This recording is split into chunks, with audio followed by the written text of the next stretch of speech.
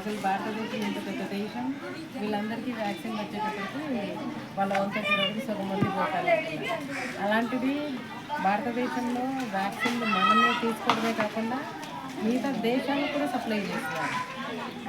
అప్పుడు కూడా చాలామంది ఏం చేస్తారంటే ప్రధానమంత్రిని హనుమంతులతో పోల్చున్నారు. ఎందుకు? మనకు యుద్ధం జరిగినప్పుడు సంజీవిని తెచ్చారు ఆంజనేయ స్వామి. అలాగే ఈ కోవిడ్ అనే వ్యాక్సిన్ మన కనిపెట్టినారు అనేది ప్రపంచ దేశాలు కూడా మోడీ గారిని పొందినారు. మనం సందర్భంగా చెప్పుకోవాల్సింది ఎంతమంది అంటే మనం ఎప్పుడో వింటున్నాము కూడా భారతదేశంలో వింటూ ఉంటాము. అలాంటి వ్యక్తి మోడీ గారు ఒక చిన్న టీ కొట్టు టీ అనే స్థాయి నుంచి ఈరోజు ప్రపంచ దేశాలన్నీ కూడా మనం గర్వంగా చెప్పుకునే అంత మనం కూడా భారతదేశంలో అంటే ఒక గర్వమైన మనము ఒక గౌరవమైన ప్రజావం కూడా మనం పండించుకొని ఉన్నాం. ఈరోజు భారతదేశంలో ఏంటంటే మనం అందరము అన్ని రకాలుగా గమనించాలి.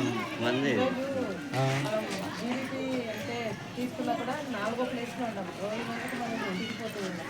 అలాంటి వ్యక్తి నరేంద్ర మోడీ. మన పాకిస్తాన్తో మనకు యుద్ధం వచ్చినప్పుడు కూడా మిగతా దేశాలన్నీ ఏం చేస్తూ ఉన్నాయి? యుద్ధం